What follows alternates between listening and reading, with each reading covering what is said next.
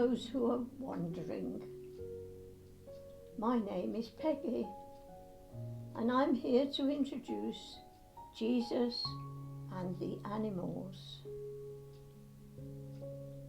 There was no room for them. A French author once wrote, "Everything changes, and yet everything stays the same." The first Christmas changed everything. But there are many things that seem familiar to us. Joseph and Mary had travelled to Bethlehem because the Roman authorities wanted to know how many people they could tax. Mary was close to having her baby. They arrived in Joseph's hometown and needed somewhere to rest. It was clear that this wasn't going to be easy. Everywhere they asked, the answer was the same. There was no room for them. Finally, they were offered a space. It wasn't a luxury room. It was where the animals were usually kept. But at least it was shelter. So it's here, in a manger, that we find Jesus. He is the beginning and the end of all our journeys. The people you've met on this wander were all heading here. The rich and powerful want more, and the poor and forgotten end up with less.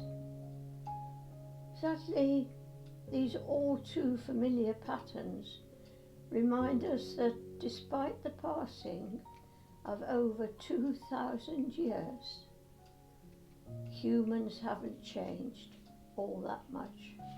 When God's Son came into the world, he left the position, status, and worship of heaven and became a frail, dependent, fragile baby. Women and workmen, outcasts and foreigners, all played a part in his nativity. It seems that weakness and our response to it is at the heart of the message of Christmas. This year, we have all been confronted with how powerless we truly are. Jesus, God's rescuer, comes as good news for those who know their own weakness. Jesus has promised to meet us in our weakness. Here are some questions to set you wondering. When was the last time you felt powerless? What made you feel that way? Family relationships, health conditions, financial worries, personal injustices, and other overwhelming challenges can all leave people feeling powerless or weak. If you are experiencing any of these, please reach out for the support you need. Pray for those in distress this Christmas. Thank God that he has promised care for the weak and powerless. Ask him to show you ways that you could show his love to those struggling in our communities.